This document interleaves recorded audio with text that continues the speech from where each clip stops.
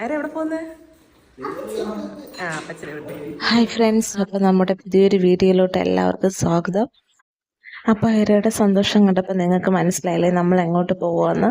അങ്ങനെ നമ്മുടെ കണ്ണൂരിലെ വാസത്തിന് ശേഷം വീണ്ടും നമ്മൾ ട്രിവാൻഡ്രത്തോട്ട് പോവുകയാണ് കേട്ടോ.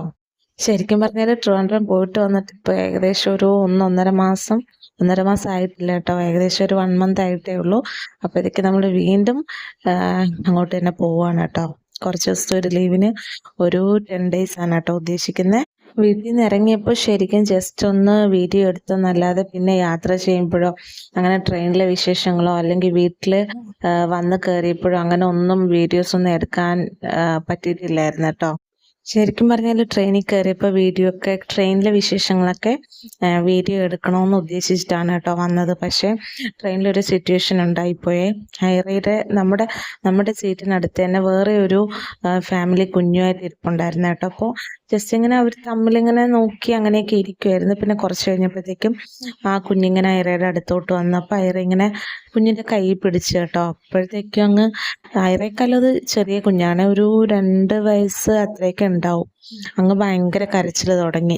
കരച്ചിലെന്ന് വെച്ചാൽ അതിൻ്റെ അമ്മയും അച്ഛനും ഒന്നും എടുത്തിട്ട് നിർത്തുന്നില്ല. പിന്നെ ആകെ നമ്മളും വല്ലാണ്ടായി അവരും വല്ലാണ്ടായി, അങ്ങനെ ഒരു സിറ്റുവേഷൻ ആയിപ്പോയി. പിന്നെ അങ്ങനെ യാത്ര മുഴുവൻ ഒരു സാഡായിരുന്നു കേട്ടോ. അതോടുകൂടി തന്നെ ഐറയും അങ്ങ് വല്ലാണ്ടായി. ഐറയ്ക്കും അങ്ങ് ഭയങ്കര സങ്കടമായിപ്പോയി.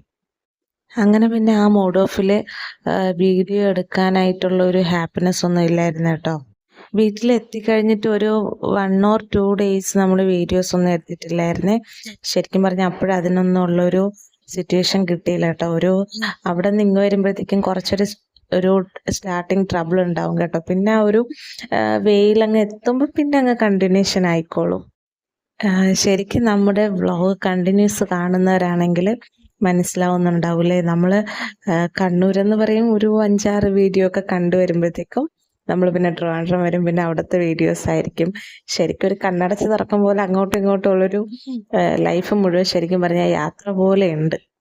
പിന്നെ ഇപ്പോൾ ട്രിവാൻഡ്രം വരുന്നതെന്ന് വെച്ചാൽ നമ്മളെക്കാളും കൂടുതൽ ഹാപ്പിനെസ് ഉള്ളത് ഐറയ്ക്കാണ് കേട്ടോ. അവിടെ നമ്മൾ മാത്രം ആയതുകൊണ്ടും പിന്നെ ഇവിടെ വരുമ്പോൾ പിന്നെ നമ്മുടെ അച്ഛനും അമ്മയും അവരെല്ലാവരും ഒക്കെ ഉള്ളതുകൊണ്ടും ഐറ ഭയങ്കര ഹാപ്പിയാണ്. പിന്നെ അവളെ ഹാപ്പിനെസ് നോക്കിയിട്ടാണ് നമ്മളിപ്പോൾ ഇടയ്ക്കിടയ്ക്ക് ഇങ്ങനെ അങ്ങോട്ടും ഇങ്ങോട്ടും പോയി വന്ന് നിൽക്കുന്നത്.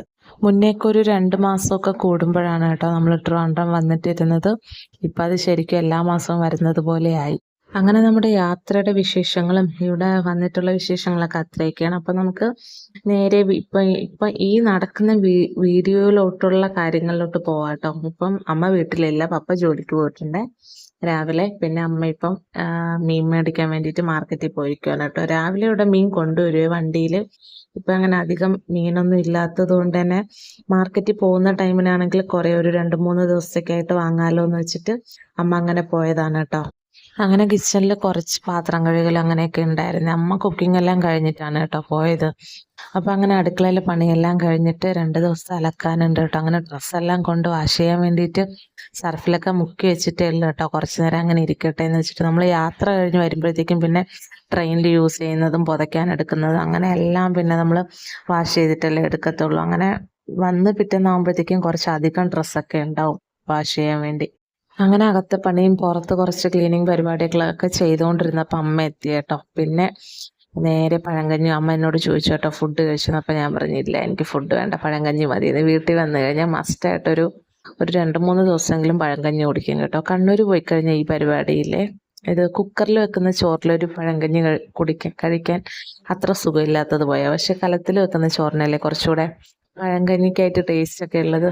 ചക്ക അമ്മ ഇന്ന് വെച്ചതായിരുന്നു കേട്ടോ. അങ്ങനെ ചക്കയും ചോറും പിന്നെ അച്ചാറുണ്ടായിരുന്നു, കാന്താരി മുളകൊക്കെ ഇട്ട് പഴങ്കഞ്ഞിയൊക്കെ കുടിച്ചിട്ട് നമ്മൾ നേരെ കുഞ്ഞമ്മയ്ക്ക് മീൻ മേടിച്ചിട്ടുണ്ടായിരുന്നു കേട്ടോ. അങ്ങനെ കുഞ്ഞമ്മയ്ക്കുള്ള മീനൊക്കെ കൊണ്ട് അങ്ങോട്ട് പോവുകയാണേ. എന്നെപ്പോലെ തന്നെ പഴങ്കഞ്ഞി ഇഷ്ടപ്പെട്ടവരാണെങ്കിൽ നിങ്ങളൊന്ന് കമൻറ്റ് ചെയ്യാൻ മറക്കരുത് കേട്ടോ. ഈ ചൂട് സമയത്ത് പഴങ്കഞ്ഞി കുടിക്കുമ്പോൾ എന്തൊരാശ്വാസം എന്നറിയോ.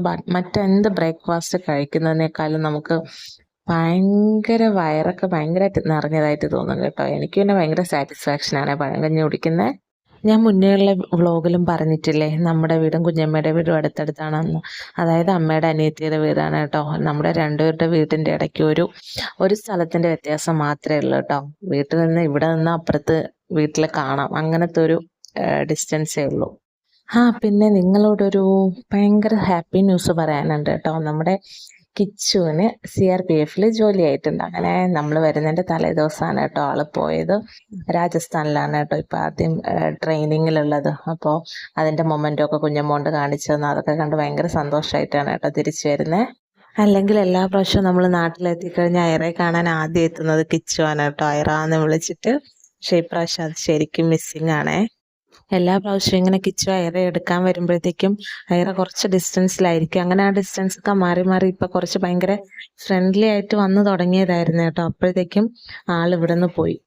അവനെക്കുറിച്ച് പറയുവാണെങ്കിൽ ഒരു ജോബിന് വേണ്ടിയിട്ട് നല്ലോണം കഷ്ടപ്പെടുന്നുണ്ട് കേട്ടോ. എന്ന് വെച്ചാൽ നന്നായിട്ട് ഹാർഡ് വർക്ക് ചെയ്തിട്ടാണ് ഈ ഒരു സക്സസ്സിലോട്ട് ഇപ്പം എത്തിയത്. അതിൻ്റെ സന്തോഷം നമ്മുടെ ഫാമിലിയിൽ എല്ലാവർക്കും ഉണ്ട് കേട്ടോ. ഇങ്ങനെ ട്രെയിനിങ്ങിന് പോയതിൽ ഭയങ്കര സങ്കടമുണ്ട് കേട്ടോ. കുഞ്ഞമ്മയ്ക്ക് പുറമേ നമ്മളോടൊക്കെ ഇങ്ങനെ ചിരിച്ച് സംസാരിക്കുന്നെങ്കിലും ആൾക്ക് നല്ല വിഷമമുണ്ടേ. പിന്നെ എന്തായാലും പോയല്ലേ പറ്റൂലേ. എല്ലാവരുടെയും ലൈഫ് ഇങ്ങനെ തന്നെയല്ലേ. ഒരു പോയിന്റ് എത്തുമ്പോഴത്തേക്കും എല്ലാം മാറും. നമ്മൾ വീട്ടുകാരോടൊക്കെ എല്ലാവരോടും അച്ചുവിനേക്കാൾ കുറച്ചുകൂടെ ഇൻറ്റിമേറ്റ് ആയിട്ട്, അല്ലെങ്കിൽ എന്താ പറയുക, കുറച്ചുകൂടെ അറ്റാച്ച്മെന്റ് ഉള്ളത് കിച്ചുവിനാണ് കേട്ടോ. ഇപ്പൊ ട്രെയിനിങ്ങിന് പോയ ആൾക്കാണ്. അതുകൊണ്ടാണ് കേട്ടോ എല്ലാവർക്കും ഇങ്ങനെ വിഷമമുണ്ട് കേട്ടോ ആള് പോയതിൽ. അങ്ങനെ കുറേ കിച്ചു പോയ വിശേഷങ്ങളൊക്കെ പറഞ്ഞിരുന്ന് കുഞ്ഞമ്മയ്ക്ക് കുറച്ച് ഹെൽപ്പൊക്കെ കിച്ചണിൽ ചെയ്തു കൊടുത്തു കേട്ടോ. അതൊക്കെ കഴിഞ്ഞ് ഞാൻ പിന്നെ എവിടെ പോയാലും ആദ്യം ഇങ്ങനെ നോക്കും, എന്താ ചെയ്യാനുള്ള, എന്തെങ്കിലും ചെയ്തു തരണോ എന്നിങ്ങനെ ചോദിക്കും. പിന്നെ മെയിനിൻ്റെ പരിപാടി എന്ന് പറഞ്ഞാൽ അടുക്കി പറക്കലാണ്. അതുകൊണ്ട് കിച്ചണൊക്കെ കുറച്ചിങ്ങനെ എല്ലാമൊക്കെ ഒതുക്കി അടുക്കിയൊക്കെ ഇങ്ങനെ വെച്ചു കൊടുത്തിട്ടാണ് കേട്ടോ നേരെ തിരിച്ച് വീട്ടിലേക്ക് വന്ന് പിന്നെ ബാക്കി ഇവിടെ അമ്മ മാർക്കറ്റിൽ നിന്ന് കൊണ്ടുവന്ന കുറച്ച് സാധനങ്ങളൊക്കെ എടുത്തു വെക്കാനൊക്കെ ഉണ്ടായിരുന്നേ. അങ്ങനെ പച്ചക്കറി ആ സംഭവങ്ങളൊക്കെ എടുത്തു വെച്ച് വീടൊക്കെ അടിച്ചു വാരി എല്ലാം തുടച്ചു. പിന്നെ എൻ്റെ ഒരു മെയിൻ പണിയാണ് കേട്ടോ. ഇവിടെ ട്രിവാൻഡ്രം എത്തിക്കഴിഞ്ഞാൽ എനിക്ക് എല്ലാ ദിവസവും വീട് തുടയ്ക്കണം കേട്ടോ. ചില ദിവസങ്ങളിലാണെങ്കിൽ 2 വട്ടം തുടയ്ക്കും. രാവിലെ ഒന്ന് തുടയ്ക്കും, പിന്നെ ഒരു വൈകുന്നേരമൊക്കെ ആകുമ്പോൾ വീണ്ടും അഴുക്കാവും. അപ്പോഴത്തേക്കും ഒരു സാറ്റിസ്ഫാക്ഷൻ ഇല്ലാത്ത പോലെ തോന്നും. അപ്പോൾ എനിക്ക് അഴുക്കൊക്കെ ഇങ്ങനെ കാണുമ്പോൾ എനിക്ക് വീണ്ടും തുടയ്ക്കാൻ തോന്നും. അങ്ങനെ പിന്നെ വീണ്ടും തുടയ്ക്കും. അങ്ങനെയൊക്കെയാണ്. ഞാനിങ്ങനെ ഈ പണിയൊക്കെ ചെയ്യുമ്പോൾ അമ്മ എന്നോട് മെയിനായിട്ട് ചോദിക്കുന്ന ഒരു ചോദ്യമാണ്, നീ ഇവിടെ അലക്കാനും തുടയ്ക്കാനാണോ വരുന്നതെന്ന്. പിന്നെ നമ്മുടെ ഇവിടുത്തെ മണ്ണെന്ന് വെച്ചാൽ ഒരു പൊടി പോലത്തെ മണ്ണാണ് കേട്ടോ. കാരണം ഇന്റർലോക്ക് ഇട്ടാലും അതിൻ്റെ അപ്പുറത്ത് നമ്മുടെ ആ ആടിൻ്റെയും പിന്നെ അടുപ്പൊക്കെ ഉള്ള ഭാഗമൊക്കെ മണ്ണാണല്ലോ. അതുകൊണ്ട് തന്നെ അവിടെ നിന്ന് ഇങ്ങോട്ട് വരുമ്പോഴത്തേക്കും പെട്ടെന്ന് വീടിനകം കിച്ചണൊക്കെ ആണെങ്കിൽ പെട്ടെന്ന് അഴുക്കാവും കേട്ടോ, വേഗം മോശമാവും. അതുകൊണ്ട് തന്നെ അകമൊക്കെ നമ്മൾ ഡെയിലി തുടച്ചാൽ തന്നെ ഇവിടെ ഒരു കുറച്ചെങ്കിലും ഇങ്ങനെ വൃത്തിയായിട്ട് കാണാൻ പറ്റത്തുള്ളൂ. അങ്ങനെ ഇതൊക്കെയാണ് കേട്ടോ നമ്മുടെ ഡെയിലി വിശേഷങ്ങൾ. രാത്രി ആയപ്പോഴത്തേക്കും കഴിഞ്ഞ പ്രാവശ്യം ക്രിസ്മസിന് കത്തിച്ചതിൻ്റെ ബാക്കി കുറച്ച് ഇങ്ങനെ കമ്പിത്തിരിയൊക്കെ ഉണ്ടായിരുന്നു കേട്ടോ. അങ്ങനെ അച്ചുവിനെയും വിളിച്ചിട്ട് നമ്മളെല്ലാവരും കൂടെ ഇരുന്ന് അങ്ങനെ അതൊക്കെ കത്തിക്കലായിരുന്നു കേട്ടോ. ഐറ ഇങ്ങനെ പൂത്തിരി എന്ന് പറഞ്ഞിട്ട് രാവിലെ തൊട്ടേ പപ്പയുടെ പുറകെ നടക്കുന്നുണ്ടായിരുന്നേ. അങ്ങനെ അച്ചുവിനെയും വിളിച്ച് കുറച്ച് പടക്കമൊക്കെ പൊട്ടിച്ച് പിന്നെ ഈ പൂത്തിരിയൊക്കെ കത്തിച്ച് എല്ലാവരും അങ്ങനെ ഹാപ്പി വൈബായിട്ടാണ് കേട്ടോ ഇന്നത്തെ ദിവസം. അപ്പം നമ്മുടെ ഇന്നത്തെ വിശേഷങ്ങൾ, നമ്മുടെ കൊച്ചു കൊച്ചു സന്തോഷങ്ങളൊക്കെയാണ് കേട്ടോ നമ്മുടെ ഇന്നത്തെ വീഡിയോയിലുള്ളത്. നമുക്കപ്പോൾ അടുത്ത വീഡിയോയിൽ കാണുന്നവരേക്കും എല്ലാവർക്കും ബൈ ബൈ. നമ്മുടെ വീഡിയോ ഇഷ്ടപ്പെട്ടെങ്കിൽ ലൈക്ക് ചെയ്യാനും ഷെയർ ചെയ്യാനും സബ്സ്ക്രൈബ് ചെയ്യാനും മറക്കരുത് കേട്ടോ. നമുക്ക് അടുത്ത വീഡിയോയിൽ കാണുന്നവരേക്കും എല്ലാവർക്കും ബൈ ബൈ, ഗുഡ് നൈറ്റ്.